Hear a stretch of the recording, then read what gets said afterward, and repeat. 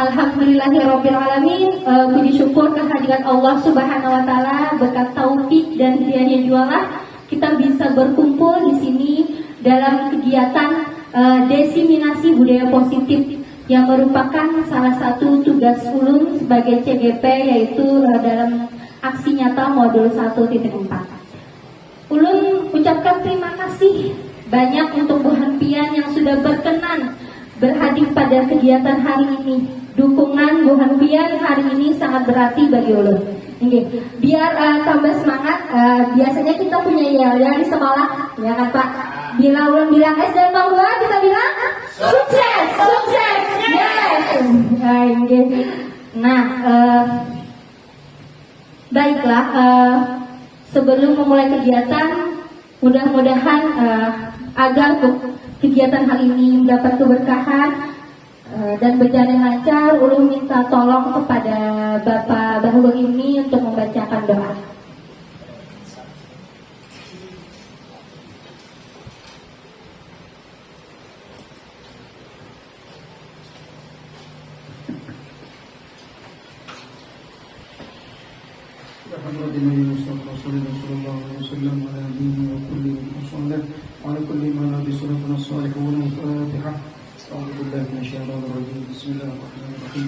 Alhamdulillah rabbil alamin arrahmanir rahim maliki yaumiddin iyyaka na'budu wa iyyaka nasta'in ihdinas siratal mustaqim siratal ladzina an'amta 'alaihim ghairil maghdubi 'alaihim waladdallin amin.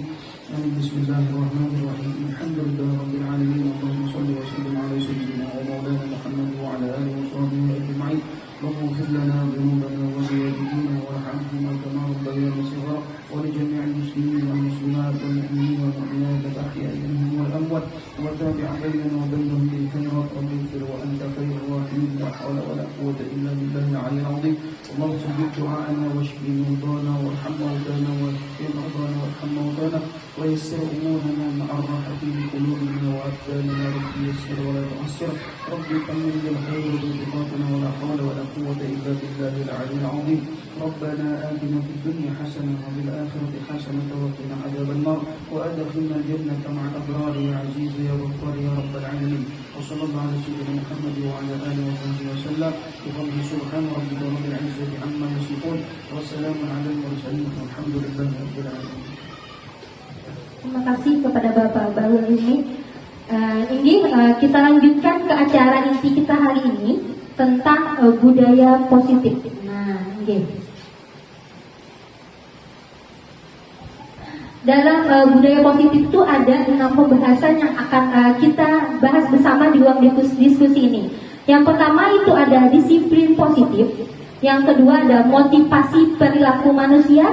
Yang ketiga keyakinan sekolah dan kelas. Selanjutnya 5 kebutuhan dasar manusia, posisi kontrol guru, dan segitiga restitusi. Disiplin positif.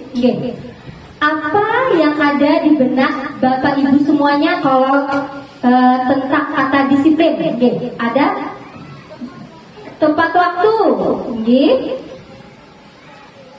melaksanakan sesuai aturan, mantap. Mematuhi aturan, bertanggung jawab.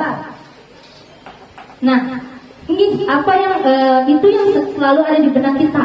Disiplin itu berhubungan dengan aturan, tata tertib. Itu yang padahal Bapak Ibu, disiplin itu adalah kontrol diri kita.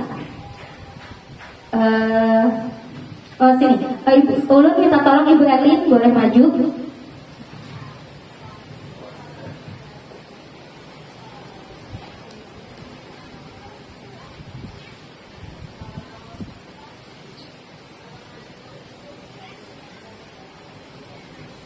Satunya ulun minta Ibu Yana.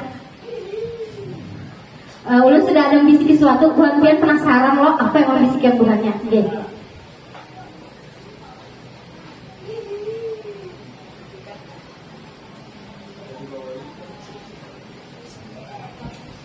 Oke, begini, Ibu Erlin ada punya di genggaman tangan Ibu ada sesuatu. Kita nggak tahu apa, yang tahu cuma Ibu Erlin. tugas Ibu Yana adalah membujuk Ibu Elin atau membuka tangannya. Bagaimanapun caranya, beri waktu sekitar 30 detik atau 1 menit mungkin. Silakan. Apapun Bu, pakai apapun yang membukanya. Ada bujuk atau apa, iming-imingan sesuatu? Ayo. Anaknya 100 dong, Pak. Ayo, coba anaknya.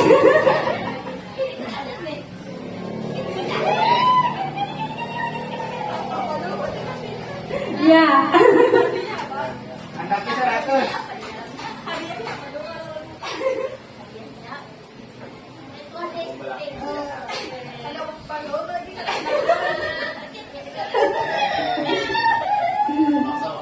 Oke, dia dibagi wadah karena mau coba buka. Ayo Bu, bujuk lagi Bu. Anaknya 100, Pak.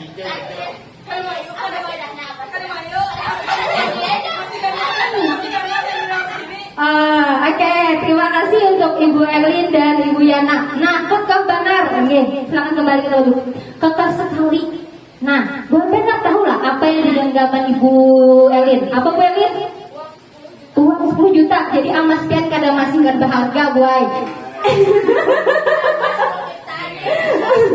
Nah, Bu, yang bisa yang Ibu Elin lakukan membuka atau menutup itu siapa yang menentukannya?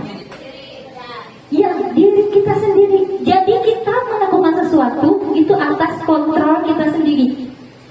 Biar Ibu Yana, wadai Ibu Yana, mau payah jadi so sibuk masih kada mau bayar jitai, masih kekeh dengan kontrol dirinya. Kesedihan kita sebenarnya. Nah, ini yang kayak misalkan mobil bisa, karena Ibu Elena. Ini benar sekali. Nah, disiplin di sini adalah bentuk kontrol diri kita. Ada yang motivasinya dari intrinsik, dari dalam diri kita. Keinginan kita melakukan sesuatu karena dasar ujung kehendak kita. Tapi ada juga yang motivasi ekstrinsik dari luar tadi. Misalkan Ibu Yana tadi, misalkan Ibu Yana beli mobil, nah dari luar mau Ibu Elin. Ini banyak ojek, banyak ujung gitu. Nah, dari luar itu bisa berupa hukuman atau pujian. Kita bisa melakukannya. Karena dihukum, makanya kita melakukannya. Ketakutan dihukum atau dapat hadiah, makanya kita melakukannya. Kalau itu berarti disiplin yang kita lakukan dari luar, ekstrinsik, bukan dari kesadaran kita pribadi. Ulun tanya, misalkan dari sini, menurut dia yang bagus tuh yang disiplin intrinsik apa ekstrinsik? Intrinsik. Mungkin nanti kita akan gali lagi, benarkah motivasi intrinsik yang lebih baik? Nah, oke, lanjut.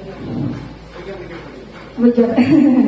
Sekarang erat kaitannya disiplin positif itu dengan nilai kebajikan. Nilai-nilai kebajikan adalah sifat-sifat positif manusia yang merupakan tujuan mulia yang ingin dicapai setiap individu. Nah, beberapa institusi atau organisasi pendidikan memiliki nilai-nilai kebajikan yang diyakini dan disepakati bersama. Salah satunya adalah nilai-nilai kebajikan yang ingin kita capai oleh setiap anak Indonesia yang kita kenal dengan profil pelajar Pancasila. Masih ingat Bapak Ibu profil pelajar Pancasila? Nah, ingat. Apalagi lagunya lah kita kaji lah di kegiatan pembiasaan. Adakah yang hendak memimpin lagunya? Oh, Ibu Eli ini paling suka kalau nyanyi. Nah, pas mana? Tunjukkan bakatmu. Wah, yang lain bisa mengikuti, ya? Sama-sama kita. Oke. Nadanya tahu kan sudah? 1, 2, 3. Profil pelajar Pancasila, beriman dan bertakwa pada Tuhan yang esa dan berakhlak mulia, berkebinekaan global, yes, juga bergotong royong, mandiri bernalar kritis, kreatif sejak dini. Masya Allah. Nah, nilai-nilai kebajikan itu yang ingin kita tanamkan kepada diri siswa kita. Mereka melakukan nilai kebajikan itu bukan kita harapkan bukan karena pujian atau imbalan, tapi karena kesadaran diri mereka yang ingin melakukan nilai-nilai kebajikan. Ya tadi disiplin positif. Nah, seperti yang kita tahu di nilai-nilai kebajikan dari pelajaran Pancasila tadi pertama beriman, bertakwa kepada Tuhan Yang Maha Esa dan berakhlak mulia, berkebinekaan global, bergotong royong, kreatif, bernalar kritis dan mandiri.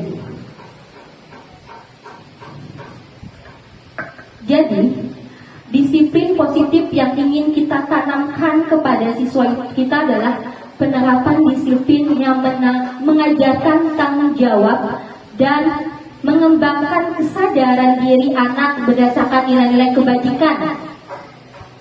Lebih fokus pada disiplin internal yang memungkinkan seseorang mengontrol tindakan mereka sendiri. Siswa yang memahami bahwa tindakan mereka berdasarkan motivasi intrinsik, bukan pujian atau hukuman. Ini Bapak Ibu, tantangan buat kita, bagaimana menumbuhkan motivasi intrinsik di diri siswa.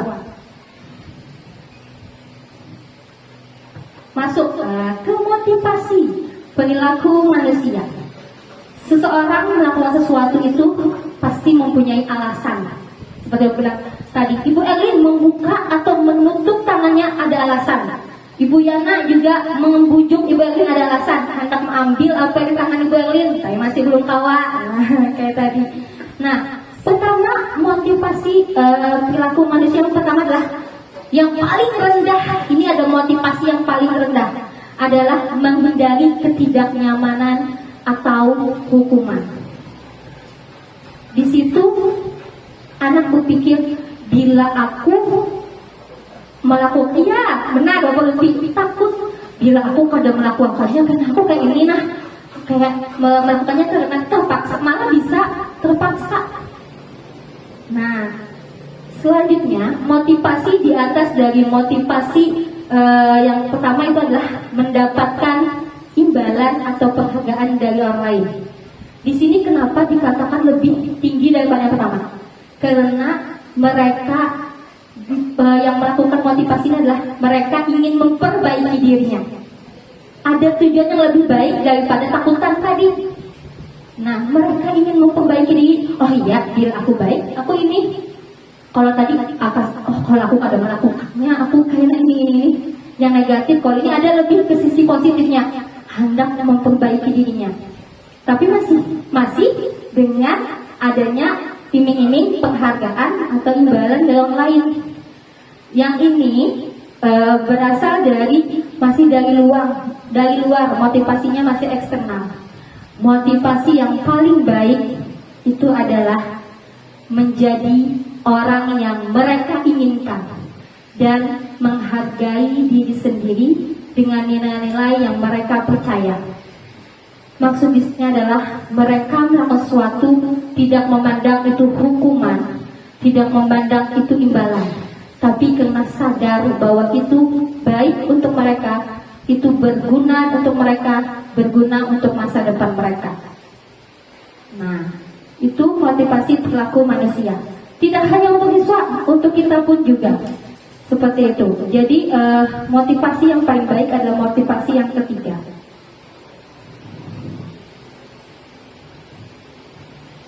Kembali sambungan dari tadi, orang memiliki motivasi tadi itu ada yang karena hukuman, tadi imbalan atau imbalan. Nah, di sini kita akan bahas ada hukuman, ada konsekuensi. Itu beda Bapak Ibu. Kalau hukuman bersifat tidak terencana atau tiba-tiba, anak atau murid tidak tahu apa yang akan terjadi dan tidak dilibatkan. Hukuman bersifat satu arah dari pihak guru yang memberikan dan murid hanya menerima hukuman tanpa melalui suatu kesepakatan atau pengarahan dari pihak guru, baik sebelum atau sesudahnya. Hukuman yang diberikan bisa berupa fisik maupun psikis. Murid disakiti oleh perbuatan atau kata-kata. Adakah buat tahu bisa memberikan contoh bagaimana hukuman itu? Misalkan anak terlambat langsung dihukum, misalkan apa Bu hukumannya? Diri di muka kelas. Berdiri di muka kelas, 2 jam pulang sekolah. Waduh.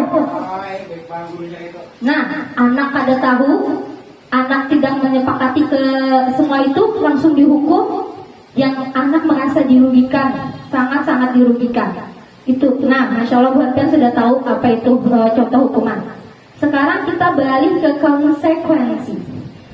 Disiplin dalam bentuk konsekuensi itu adalah sudah terencana atau sudah disepakati, sudah dibahas dan disetujui oleh murid dan guru. Murid anak belajar taat peraturan. Nah, contoh konsekuensi apa? Bisa tidak mengerjakan tugas, membersihkan kelas, dan itu sudah disepakati di depan. Nak, bila kenalah ibu punya tugas, bila ada tugas, bila ada selesai kita apa ya nak? Aduh, Pak, membersihkan kelas sudah ada kesepakatan. Nah, itu konsekuensi. Anak sudah tahu apa yang harus mereka melakukan jika mereka melakukan hal yang tidak sesuai aturan. Nah, itu adalah konsekuensi. Oke, jadi sudah ada mengerti antara perbedaan hukuman dan konsekuensi? Oke. Nah, kita tebak-tebakan. Bapak Wahyu, nomor 1 Bapak Wahyu. Coba baca dulu Bapak Wahyu. Lari mengelilingi. Nah, lari mengelilingi lapangan basket 2 kali karena terlambat hari sekolah. Hukuman atau konsekuensi? Hukuman. Kita setuju Bapak Ibu? Kayaknya. Nah, hukuman ya. Kalau perlu pesan hukuman. Oke? Ya, benar. Itu adalah hukuman. Ini. Yang selanjutnya, Ibu Yana, yang selanjutnya.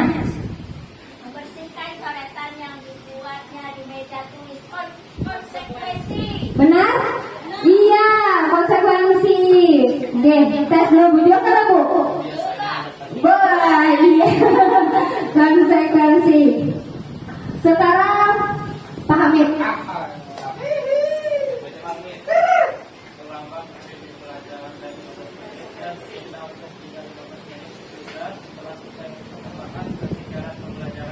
Nah, masuk hukuman atau konsekuensi. Karena terlambat 15 menit, maka akan tinggal 15 menit lebih lambat untuk membahas ketinggalan pembelajaran. Ayo, konsekuensi ya, setuju Bapak Ibu? Iya, konsekuensi. Yang terakhir, Bapak Lupi, mau minta tanggapannya.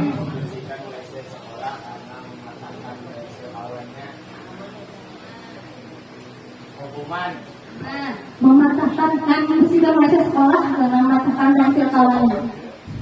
Jelas itu hukuman. Waduh, tepuk tangan buat kita semuanya. Akan mengganti konsekuensi atau mengatakan kursi. Kalau mengatakan itu mengganti kawannya kan. Ya, benar. Ini. Namun, tadi kita sudah bahas hukum jawaban pilihan dari hukuman dan konsekuensi baik mana? Bagus konsekuensi. Tapi ada lagi satu istilah, restitusi. Mau politik ini? Politik juga benar.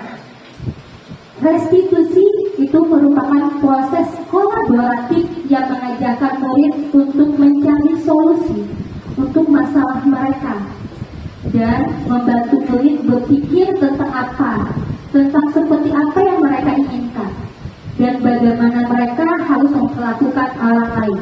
Itu menurut Carlson Gossen. Nah, restitusi ini ada kalau kesepakatan tidak sama kayak konsekuensi. Hasil dari tidak dari guru langsung, tapi ada kesadaran diri dari siswa. Restitusi membantu murid menjadi lebih memiliki tujuan, disiplin positif, dan memulihkan dirinya setelah berbuat salah. Tujuannya adalah menjadi orang yang menghargai nilai-nilai kebajikan yang mereka percayai. Nah, kita bahas salah satu bagian dari itu.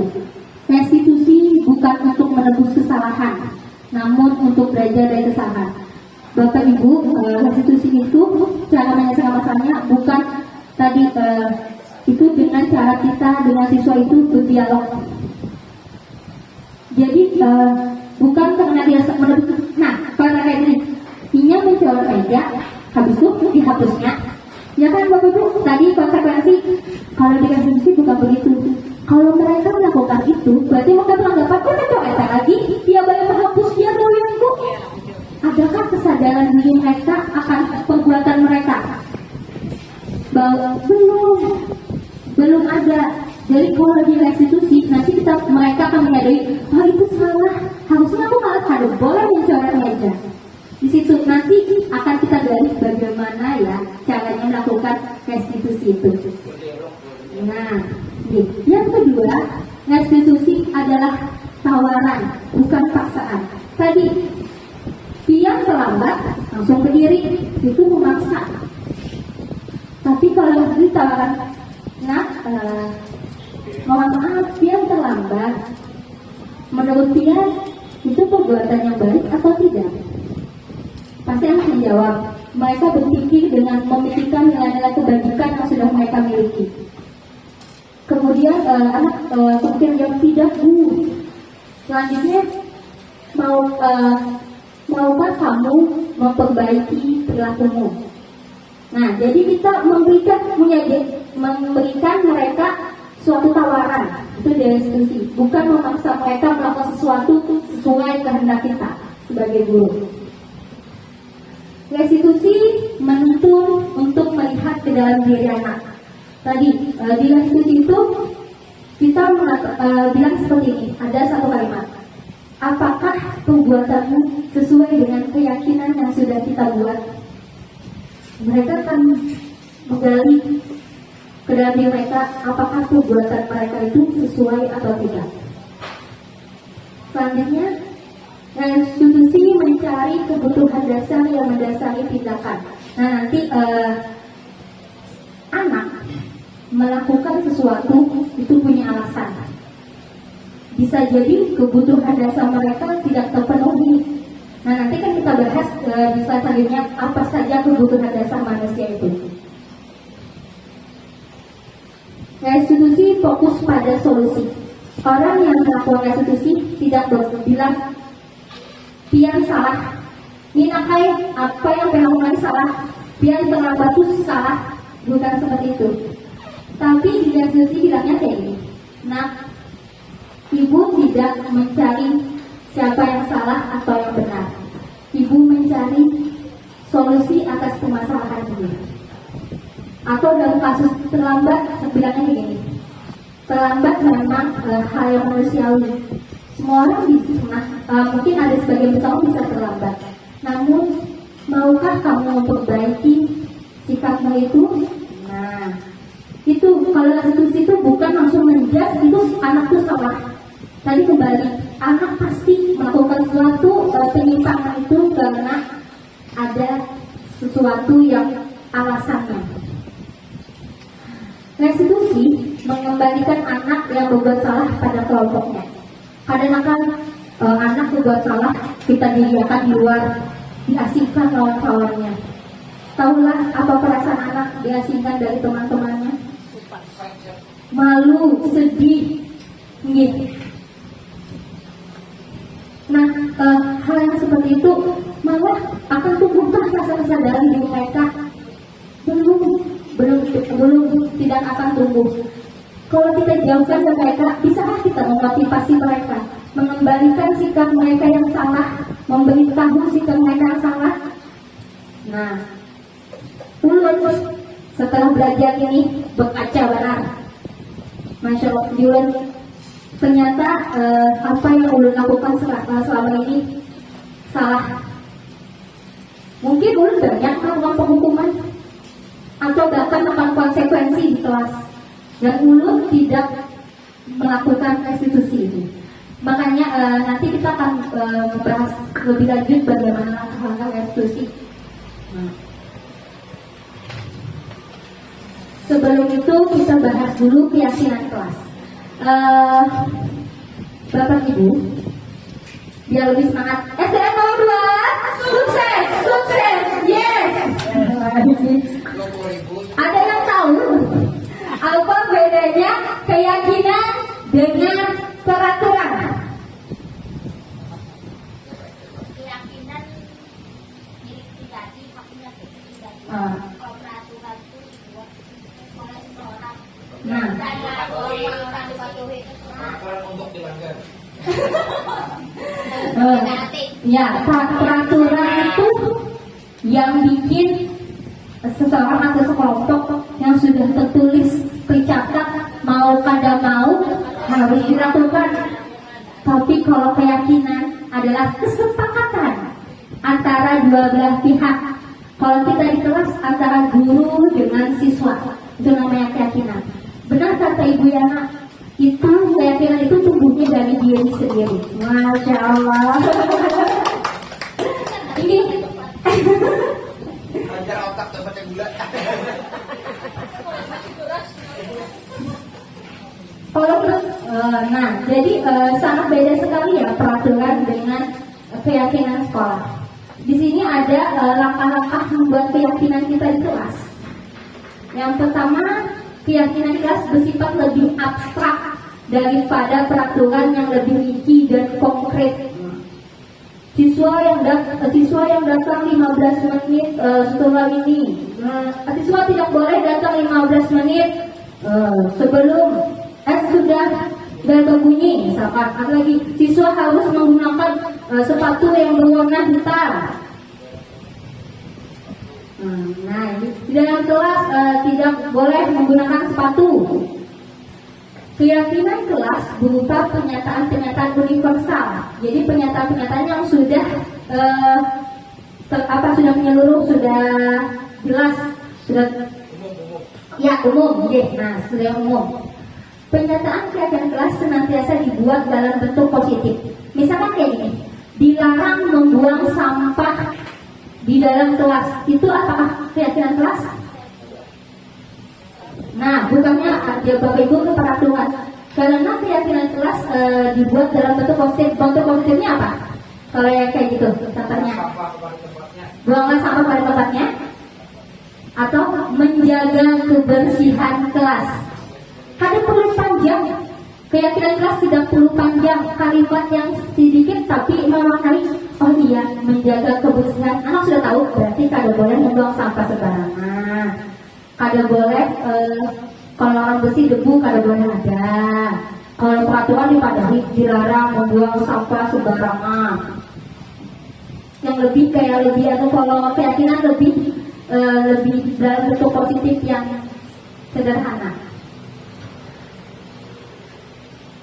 Keyakinan kelas hendaknya tidak terlalu banyak sehingga mudah diingat dan dipahami oleh semua warga kelas. Misalkan kayak gini, harus memperhatikan ibu guru, tidak boleh bertengkar. Itu kalau kita bentuk keyakinan kelas, apa ya? Saling apa kita?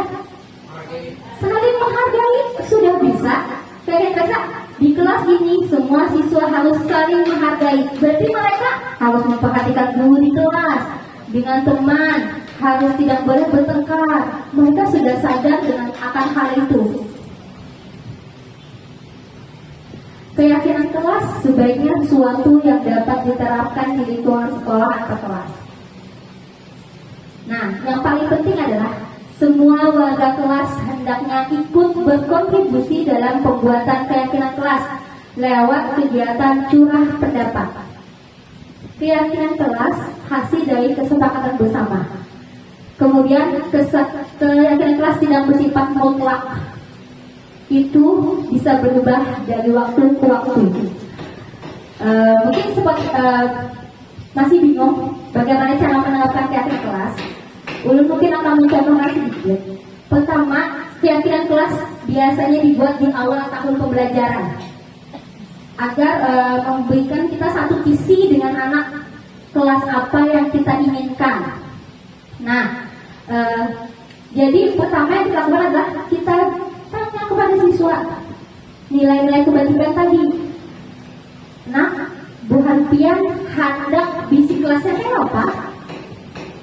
Di ada sticky note, nah sticky note yang biasa itu kita sebarkan ke anak, terus tersuruh tulis mereka menulis semuanya, menulis semua keinginan mereka di kelas apa-apa, terus tempel di papan tulis boleh atau di karton, tempel semua keinginan mereka.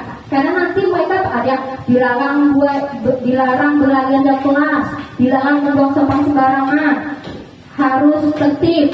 Banyak mungkin kata-kata yang muncul di dalam benak mereka. Nanti kita bahas satu-satu dari apa yang masukkan dari mereka.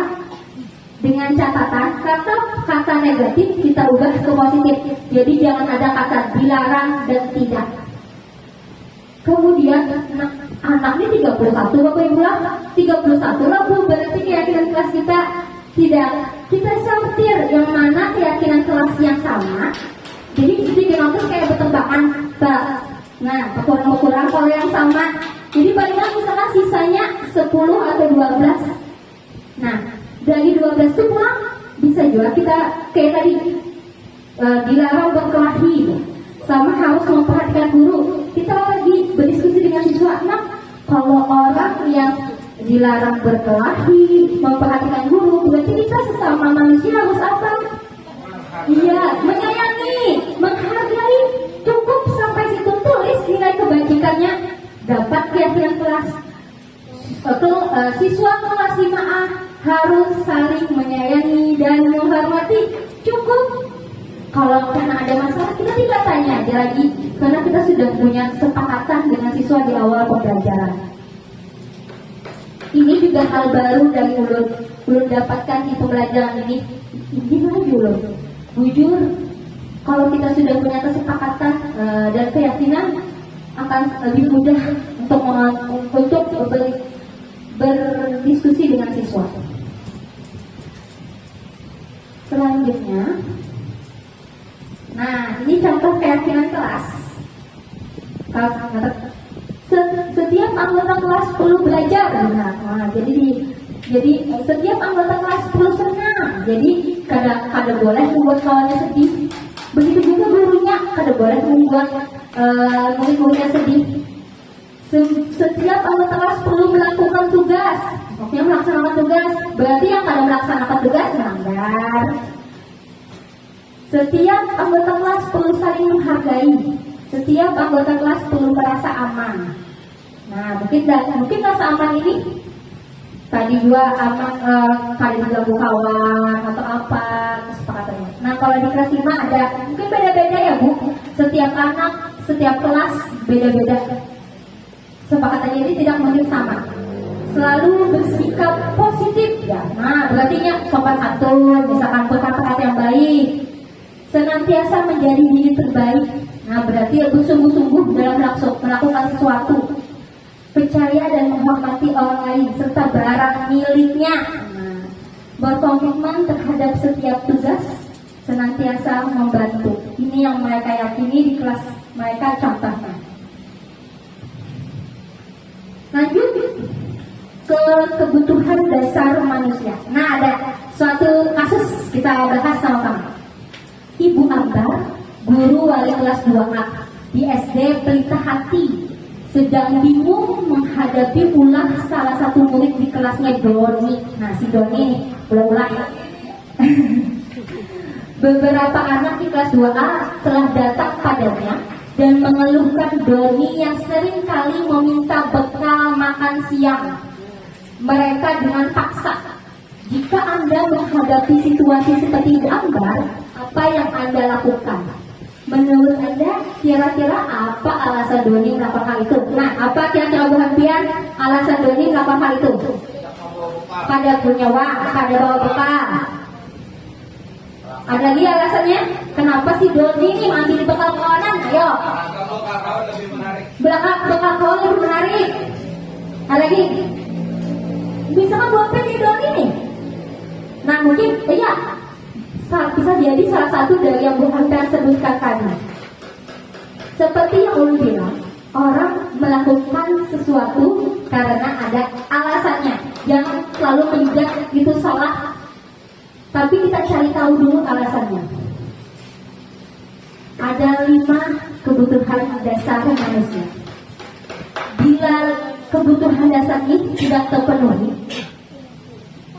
bisa jadi perilaku menyimpang terjadi. Jadi mungkin pertama itu adalah bertahan hidup. Survival itu kayak makanan, rumah, kesehatan. Itu contoh dari bertahan hidup. Kebutuhan primer kita. Nah, kalau ada terpenuhi itu bisa jadi sesuatu. Nah, selanjutnya kasih sayang dan rasa diterima. Orang itu membutuhkan kebutuhan untuk diterima. Ada lagi kebutuhan kebebasan. Bebas akan memilih sesuatu, kada dipaksa. Nah, kita tunjukkan dipaksa. Aduh. Kesenangan, kebutuhan merasa senang, dan yang terakhir penguasaan, kebutuhan pengakuan atas kemampuan. Kita bahas satu-satu dari kasus Doni tadi. Misalkan Doni sekalinya ada makan pagi tadi, berarti Doni itu kebutuhan mana? Bertahan hidup. Nah, ini pada makan gue si kelaparan, makanya nyaman dimakan kawan. Itu alasan inya sekalinya. Karena bertahan hidup. Kalau misalkan ini dengan menyamakan itu, inya senang dan bukan kawanannya ketawa, merasa senang dan kawanannya itu yang diambil makanannya.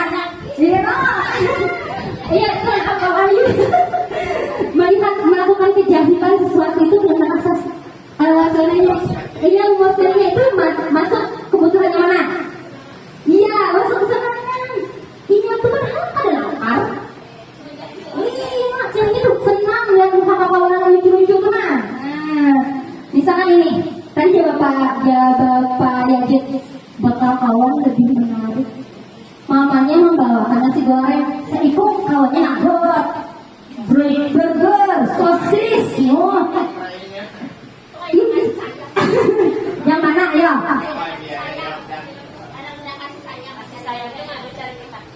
Ayo, ada yang kasih sayang. Ada lagi pilihan yang lain? Nah, yang mana? Ya, yang mana? Ya, kebebasan. Ini juga namanya itu kan ada bebas, ini terpaksa. Ini hendak si bakso, si sosis, si burger.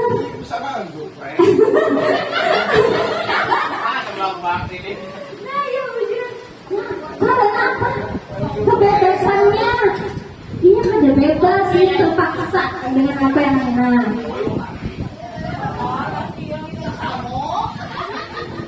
Misalkan lagi sabun.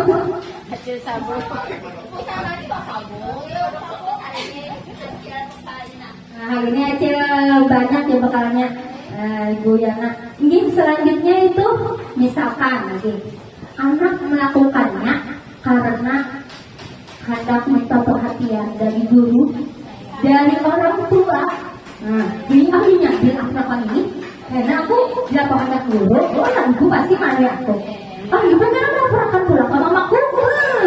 Mamaku jadi perhatian ke aku. Jadi yang mana? Kasih sayang dan rasa diterima. Benar sekali. Misal lagi, ini siapa nih biasanya kayak ini ya? Inya melakukan karena yang merasa hebat.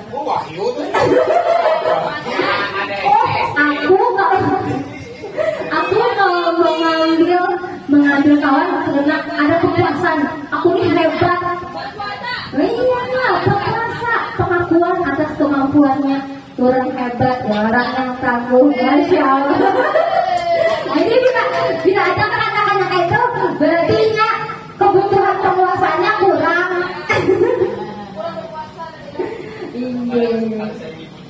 Iya. Jadi murid memiliki tujuan di balik perilaku mereka. Salah satunya adalah untuk memenuhi kebutuhan dasar mereka. Semua orang senantiasa berusaha untuk memenuhi kebutuhannya dengan berbagai cara.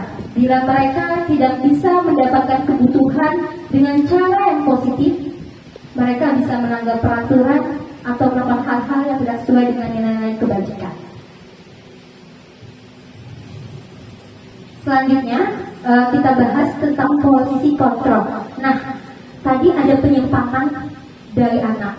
Terus kita sebagai guru, apa yang harus kita lakukan?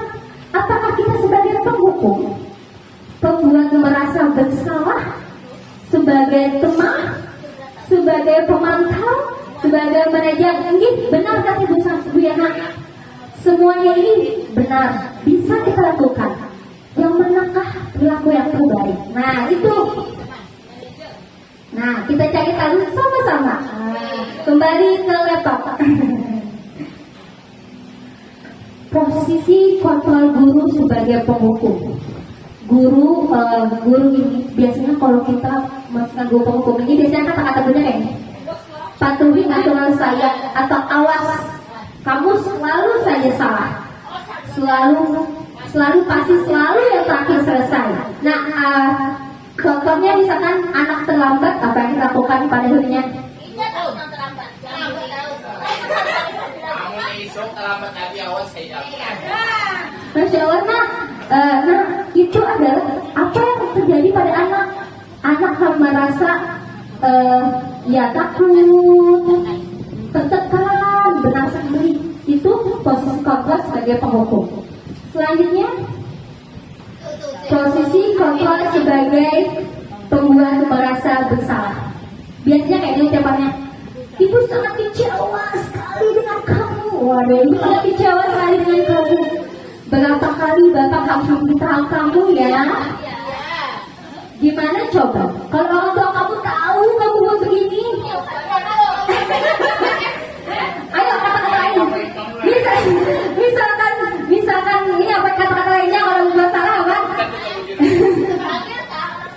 Nah, bukan tidak ibu kita jualnya mentuai.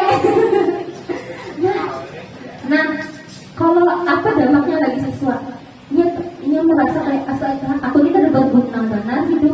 Nah, kayak akan bilang, inilah seolah benar aku ini astagfirullah.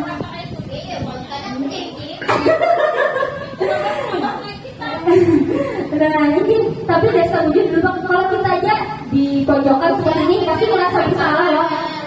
Nah, sedih.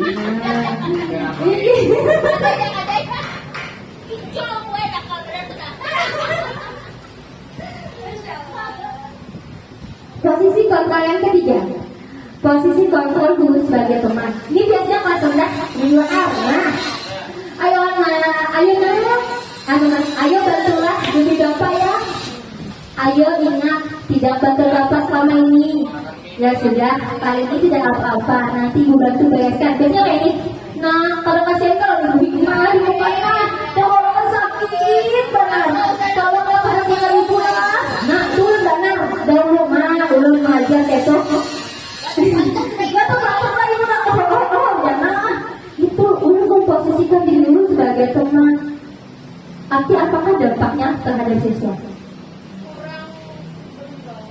Nah, kurang berwibawa sama anak cuma pas mulai masuk, kelas berhamburan, atau misalkan juga ini lawan guru tuh dia yang efeknya, tapi kalau yang lain berubah karena itu dia lawan guru yang satu orang itu aja, itu. Iya. Terima kasih Bu. Ibu ini celeng-celeng sudah jalan.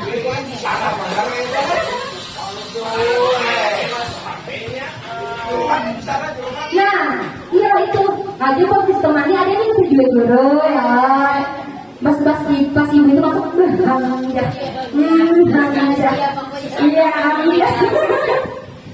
Iya, benar sekali. Posisi selanjutnya. Waduh, posisi kontrol guru sebagai pemantau. Ini biasanya guru pada kayak ini. Oh, nah, peraturannya apa?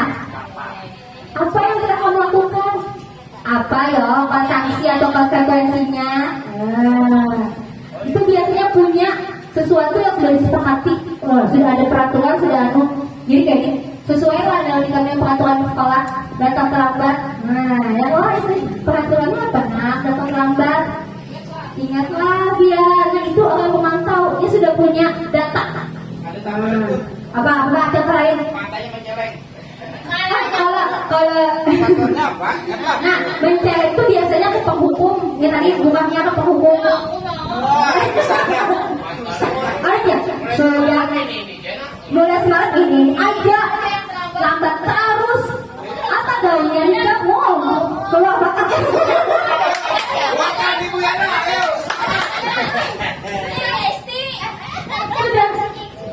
Sudah menceleng. Jam berapa disedang? Diana, jam berapa disedang? Nah, Hari kamu jadi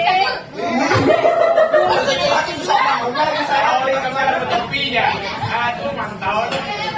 Boleh kayak itu juga paling lambat minggu datang itu juga aduh kayak nah itu posisi guru sebagai pemantau. Namun ternyata ada lagi posisi guru terbaik. Itu adalah posisi guru terbaik sebagai manajer. Manajer adalah posisi di mana guru berbuat sesuatu bersama dengan murid, mempersilahkan murid mempertanggungjawabkan perilakunya, mendukung murid agar dapat menemukan solusi atas permasalahannya sendiri.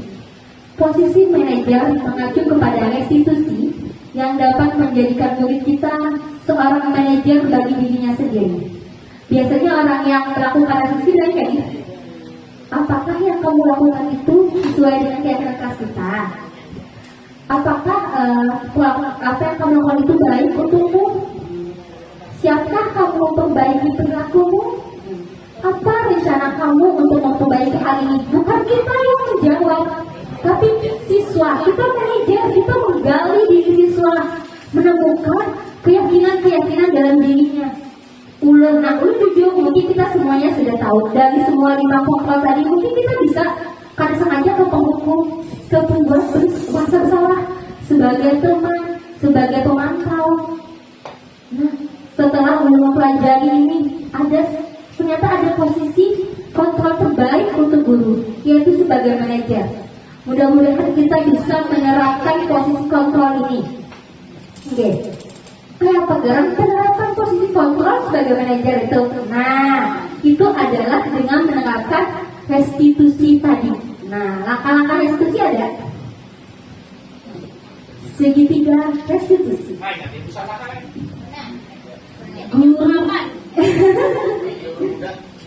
Guru yang berperan sebagai manajer menggunakan segitiga restitusi dalam menyelesaikan masalah melalui 3 tahapan, yaitu pertama menstabilkan identitas, yang kedua validasi tindakan salah, dan yang ketiga menanyakan keyakinan.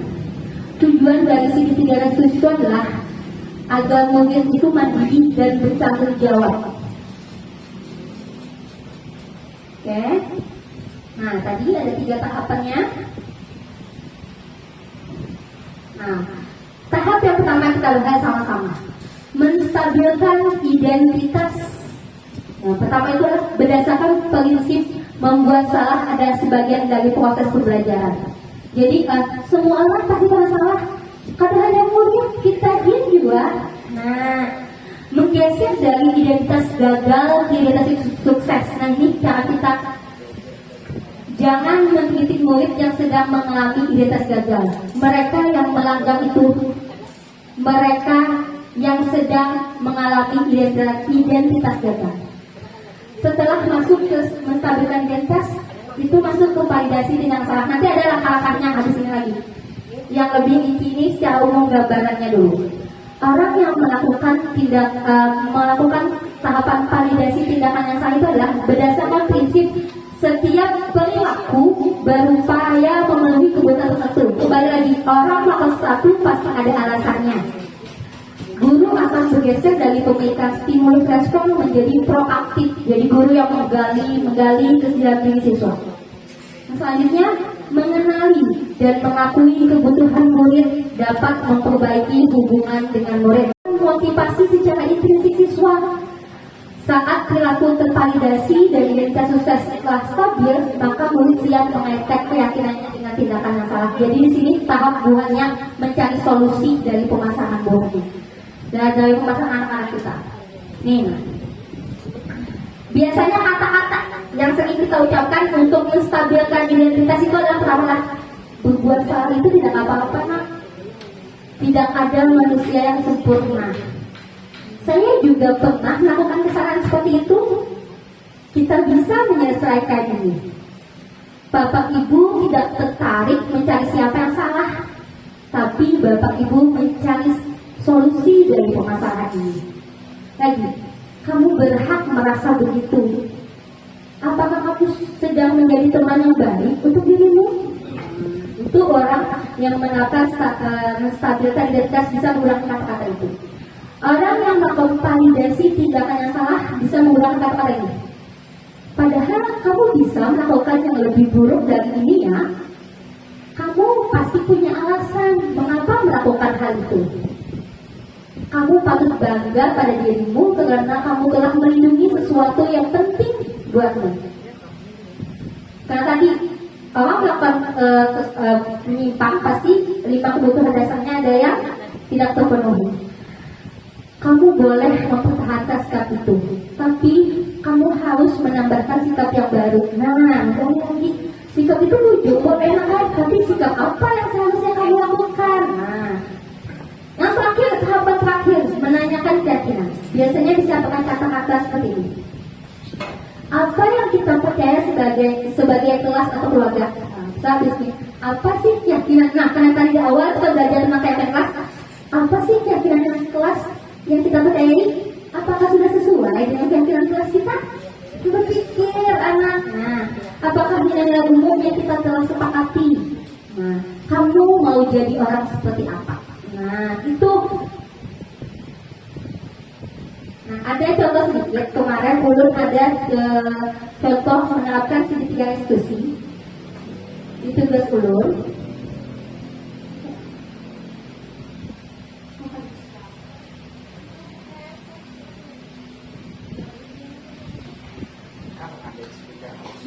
Ayo Bapak. Anak ambilan. Coba lagi terakhir. Nah, Ambil kas speaker. Ini kau bluetooth nih.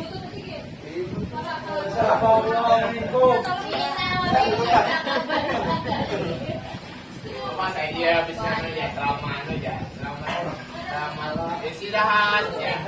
Bapak Ibu. Ada tuh. Nah ya tuh. Ya itu. Mana? Tulisnya. Nah, itu di webing. Cari.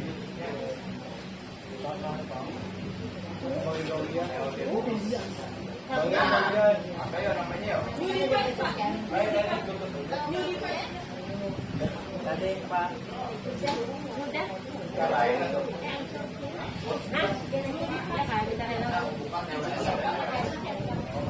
Libur nggak Bu ya nak? Nah, tunggu. Bisa Bapak Ibu dicicipi dulu snacknya, sambil nungguin. Lagi tunggu, masih ada lagi sisanya. Snacknya tuh. Oke.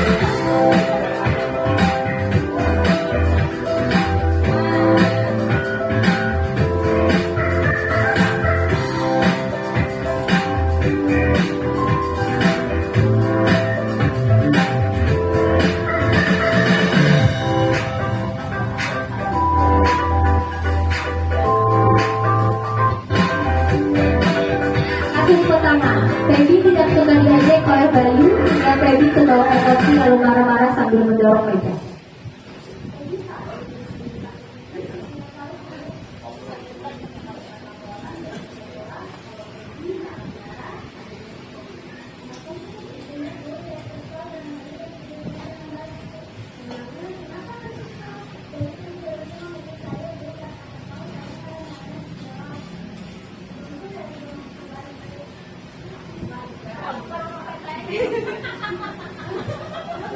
Ruangan ading.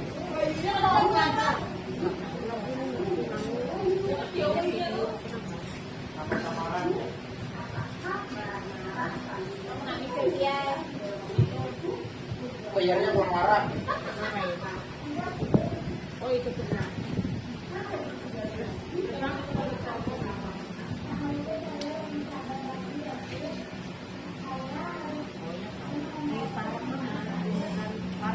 Ano, ingat hafalan mo.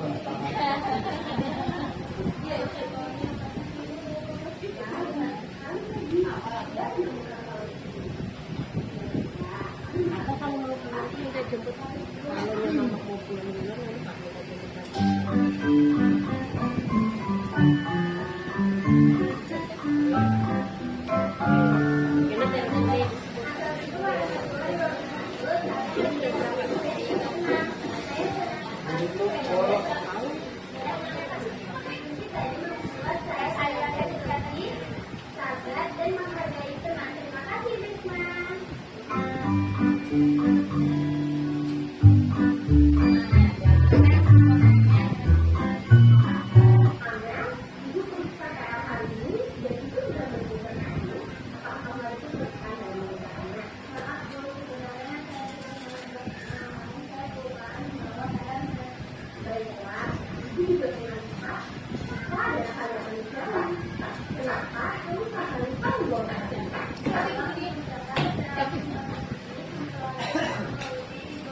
Di kehidupan nyata aja harus dibikinnya.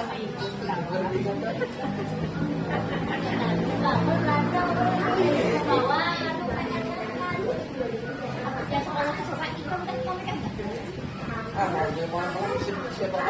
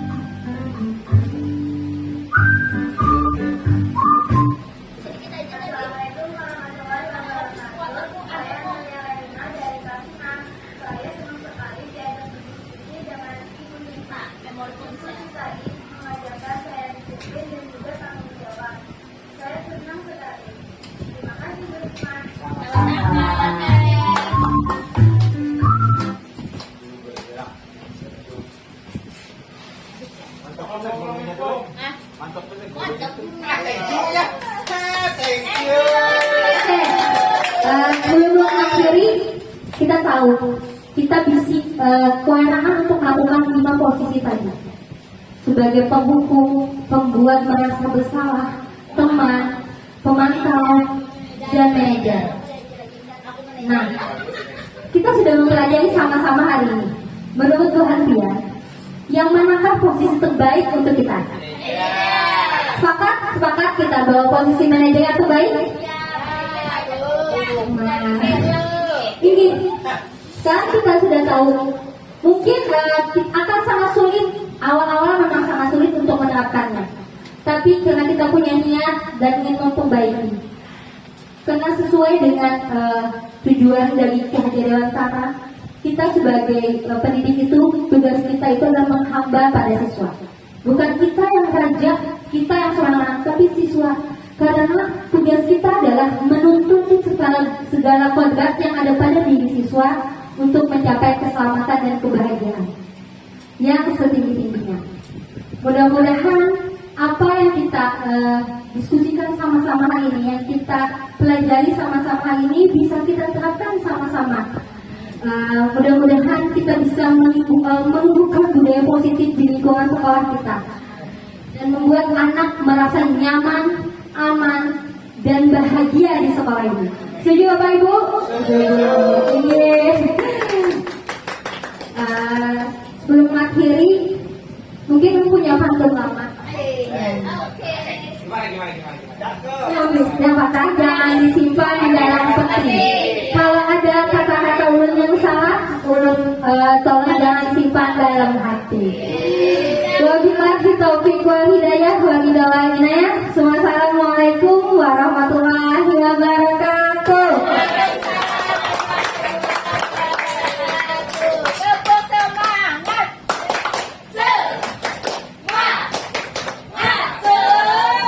Pada Sayu SMA2 sukses, sukses, yes. Oke, terima kasih Bapak Ibu semuanya. Guru-guru hebat.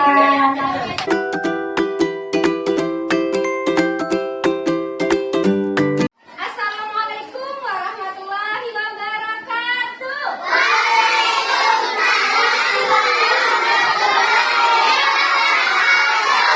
Bagaimana kabarnya hari ini?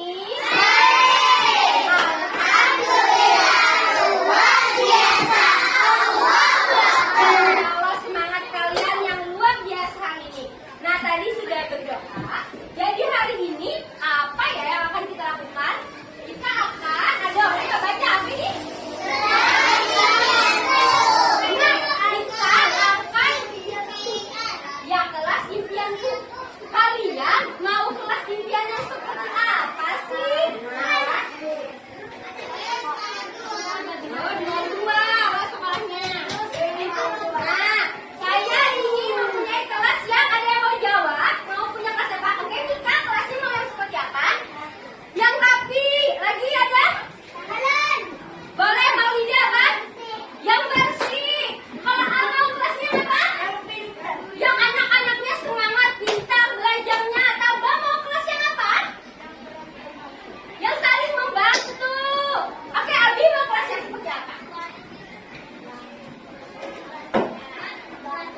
Yang bagus? Yang rapi tadi? Yang anaknya baik-baik? Oke, Alika mau apa sih? Yang asli lagi guru? Yang